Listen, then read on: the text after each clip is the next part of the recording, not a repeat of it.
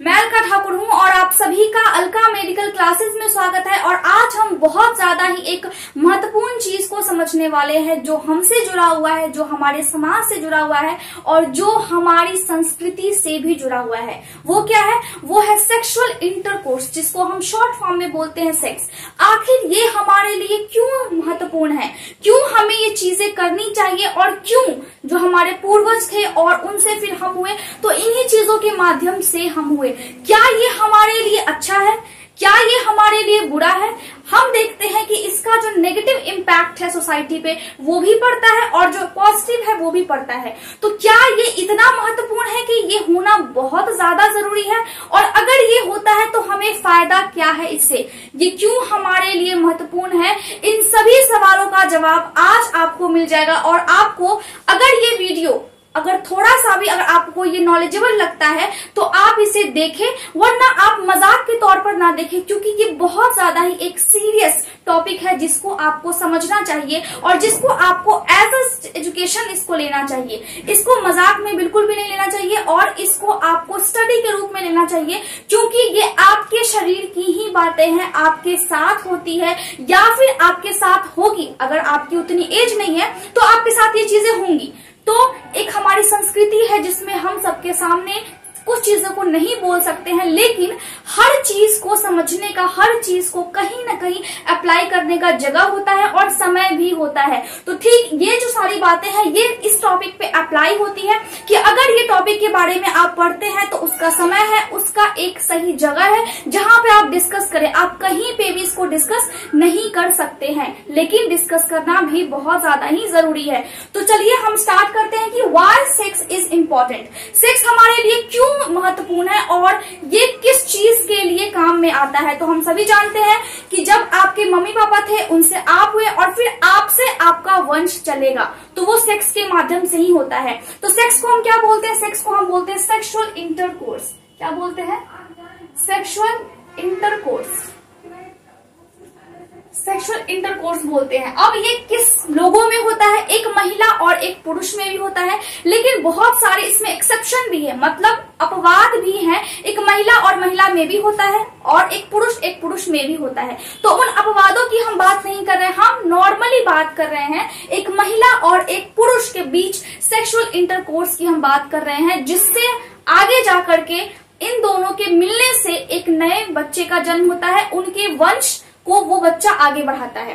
तो सबसे पहले हमने ये समझ लिया कि सेक्सुअल इंटरकोर्स क्यों जरूरी है। ये हमारे वंश को आगे बढ़ाने के लिए बहुत ज्यादा जरूरी है।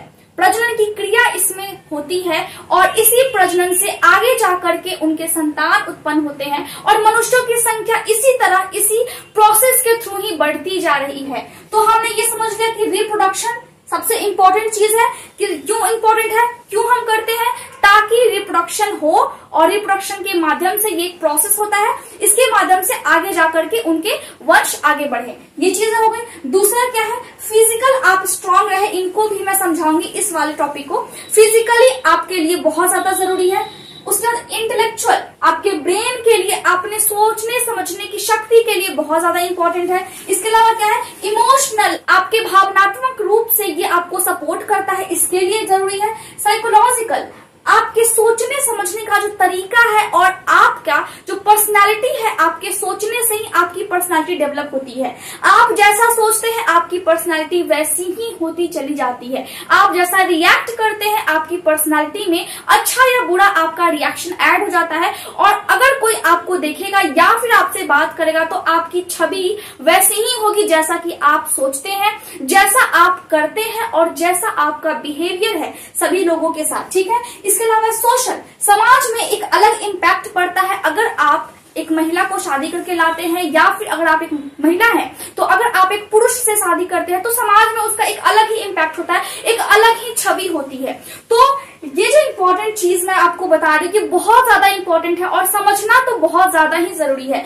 तो ये सारे पॉइंट्स हैं जिनके लिए ये बहुत ज्यादा इम्पोर्टेंट है। मतलब व्हाई सेक्स इज इम्पोर्टेंट, क्यों महत्वपूर्ण है? क्योंकि मैंने आपको बता दिया रिप्रोडक्शन के लिए, फिजिकल के लिए, आपके शरीर के लिए, इंटेलेक्चुअल आपके ब्रेन के लिए, इमोशनल आपके भावनात्मक रूप से कैसे ये सपोर्ट करता है, साइकोलॉजिकल मतलब आपके सोचने समझने की जो शक्ति है वो आपका छवि कैसा निर्धारित करता है, तो ये भी इंपॉर्टेंट है, इसमें भी ये काम करता है। अब देखिए, अब यहाँ पे मैंने आपको बोला था कि फिजिकल ये कैसे सपोर्ट करता है। जब भी कोई पुरुष या फिर कोई महिला, जो सेक्स होता है वो कहाँ पे होता है, सेक्स होती है वेजाइना में। जो मेल होते हैं उनके पेनिस और जो फीमेल होती है उनकी वेजाइना, दोनों साथ में जाकर के मिल जाती है, उसके बाद ये प्रोसेस होता है। ठीक है, तो जो रिप्रोडक्टिव सिस्टम का जो चैप्टर है मैंने बहुत अच्छे से इसको समझाया है, और इसमें जो कौन कौन सी बीमारियां हो जाती है या फिर होने की संभावना रहती है इसके बारे में भी मैंने बताया है। तो आप जाकर के उस सभी लेक्चर्स को देख सकते हैं, जिससे आपको बहुत ज्यादा नॉलेज मिलेगा, और अगर आप एक स्टूडेंट है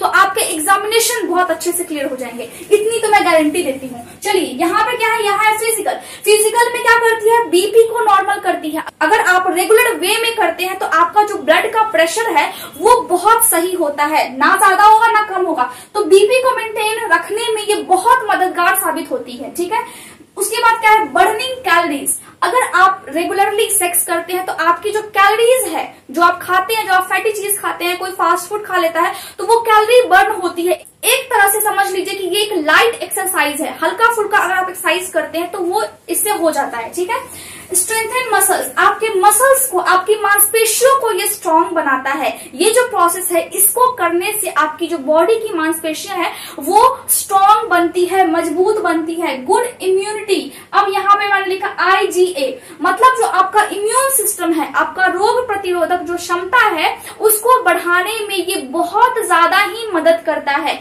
अब ये मदद कैसे करता है, हमारे बॉडी में IgA, अगर जो लोग रेगुलरली सेक्स करते हैं तो उनके सलाइवा में, मतलब उनके लार में IgA एंटीबॉडी होती है। अब मैंने आपको बताया था कि एंटीबॉडी क्या होती है। एंटीबॉडी का मतलब है कि जो भी इन्फेक्शन अगर बाहर से आपको लगती है तो उस इन्फेक्शन से लड़ने के लिए हमारा बॉडी कुछ चीजें तैयार करता है। वो पानी से थोड़ा सा गाढ़ा होता है, लेकिन पानी के रंग का ही होता है। इसके बाद वो हल्का सा गाढ़ा होता है और वो ब्लड में मिक्स होता है, जिसको हम बोलते हैं हार्मोन। ठीक है, उसको हम क्या बोलते हैं, उसको हम बोलते हैं हार्मोन। ठीक है, तो ब्लड में हार्मोन मिक्स होता है। हम जानते हैं कि हमारा बॉडी बहुत सारे हार्मोन्स को सिक्रीट करता है, मतलब बहुत सारे हार्मोन्स हमारे बॉडी में बनते हैं।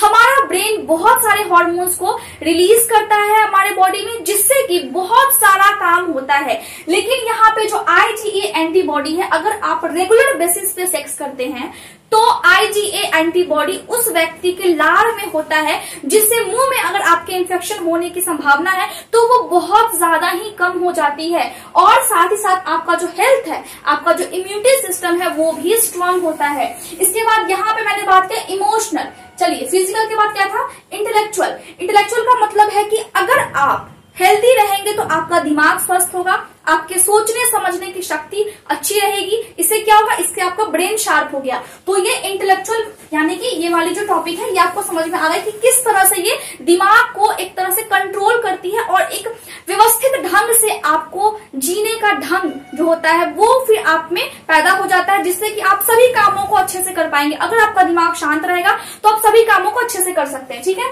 इसके बाद इमोशनल, भावनात्मक रूप से आप जुड़ सकते हैं किसी भी व्यक्ति से। अगर आप जिसके साथ सेक्स करते हैं तो इमोशनली आप उससे अटैच हो जाते हैं। इसका मतलब है कि जो इमोशंस वाला जो फीलिंग है, हम सभी जो इंसान है वो हम सभी जानते हैं कि हमारे बॉडी में बहुत सारी चीजें होती है, लेकिन हम जानते हैं कि कैसे कैसे होती है, लेकिन हम ये नहीं जानते हैं कि ये अचानक से क्यों हो रही है और ये किस तरह से हो रही है। नहीं तो जो साइंटिस्ट थे वो बिल्कुल हमारे जैसा एक इंसान बना सकते थे आर्टिफिशियली, लेकिन क्यों नहीं बना पा रहे हैं, क्योंकि हम में इमोशन है, हम में भावना है। तो वो जो भावना है वो इस सेक्स के माध्यम से ही आता है। तो इस तरह से हम देख सकते हैं कि इमोशनली बहुत ज्यादा सपोर्ट करता है ये सेक्स। ठीक है, इसके बाद जिसके साथ भी आप संबंध बनाते हैं उसके साथ आप बहुत ज्यादा भावनात्मक रूप से जुड़ जाते हैं। तो इसका मतलब ये हुआ कि जो सेक्स है वो आपके और आपके फैमिली के बीच में रिलेशनशिप बहुत स्ट्रांग करता है, बहुत अच्छा करता है, जिससे आपका जो जीवन है वो थोड़ा सा इजी हो जाता है, स्ट्रेस भरा जीवन। ठीक है,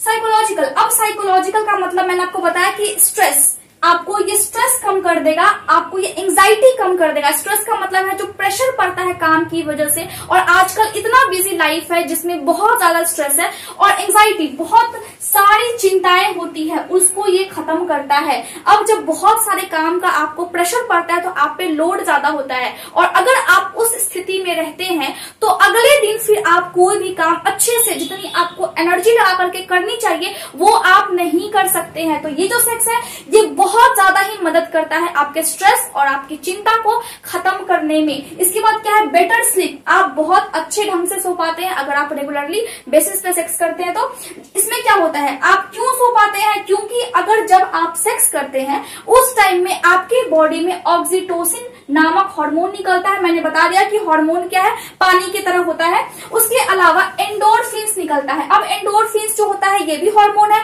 ये हंसने के टाइम भी निकलता है और ये सेक्स करने के टाइम भी निकलता है, जिससे आप अच्छा फील करते हैं और एक तरह से आपका मूड बिल्कुल फ्रेश हो जाता है। तो जो ये दोनों हार्मोन है जब ये निकलते हैं, अब ये दोनों हार्मोन को हम साथ में क्या बोल सकते हैं, लव या फिर इंटीमेसी हार्मोन भी बोल सकते हैं। इंटीमेसी का मतलब है जब इंटीमेट होते हैं दो पर्सन, जब आप शरीर से जुड़ते हैं किसी और पर्सन के साथ, ठीक है, उसको हम बोलते हैं इंटीमेसी। तो जब ये दोनों हार्मोन निकलती है सेक्स करने के टाइम में, तो एक तो आपका मूड बहुत अच्छा होता है और दूसरा आपका जो स्लीप है, आपका जो सोने की क्षमता है वो बहुत, अगर आप कम देर ही सोएंगे तो आप बहुत अच्छी नींद सो पाएंगे, ठीक है।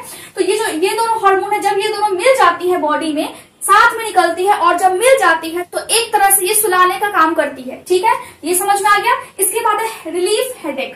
अब आपके सर में दर्द होगा, आप समझिए कि आपका जो मूड है वो बिल्कुल फ्रेश होगा, तो आपके जो सर की दर्द है वो भी तो गायब हो जाएगी, तो सर भी आपका दुखेगा नहीं, ठीक है।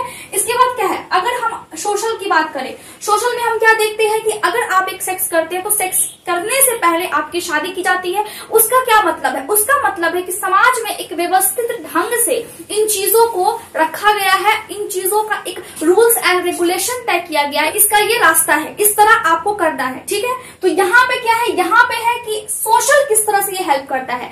अगर आपका एक फैमिली है तो उसका सोशल स्टेटस अलग होगा, समाज में उसकी इज्जत अलग होगी, समाज में उसका जो लेवल होगा वो अलग होगा, तो आप कैसा बिहेव करते हैं, अगर ये चीजें हैं तो ये चीजें किस तरह से काम करती है समाज में भी। अगर आपके अभी आप है, आपके मम्मी पापा है, तो उनकी वजह से आप है, तो समाज में आप उनकी वजह से जाने जा रहे हैं, तो एक तरह से सोशल स्टेटस आपका भी बेटर हो सकता है, आपका बेटर होता भी है।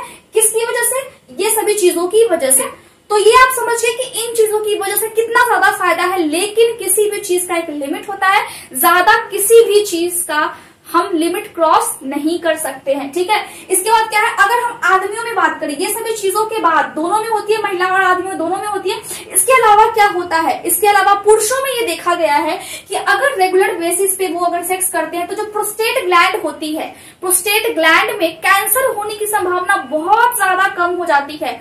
70 के एज तक उनकी जो संभावना है कैंसर होने की वो बहुत कम रहती है। अब प्रोस्टेट ग्लैंड कहाँ पे होती है, देखिए यहाँ पे मैंने आपको बताया भी था, मेल रिप्रोडक्टिव सिस्टम में या फिर प्रोस्टेट ग्लैंड में जो कैंसर होती है उसके बारे में भी मैंने आपको बताया है, तो जाकर के आप वो वीडियो देखें ताकि आपको बहुत अच्छे से समझ में आए। ये जो पेशाब की थैली होती है, मैंने आपको बताया था कि किडनी होती है, फिर पेशाब की थैली होती है, तो पेशाब की थैली के जस्ट बगल में होता है और फिर ये नीचे की तरफ फिर से पेनिस होता है। तो पेशाब की थैली होती है, फिर ये प्रोस्टेट ग्लैंड होता है उसके नीचे में, उसके बाद पुरुषों में होता है पेनिस, जिससे क्या होता है, जिससे सेक्स किया जाता है, ठीक है। तो ये जो प्रोस्टेट ग्लैंड है इसमें कैंसर होने की संभावना बहुत ज्यादा कम हो जाती है।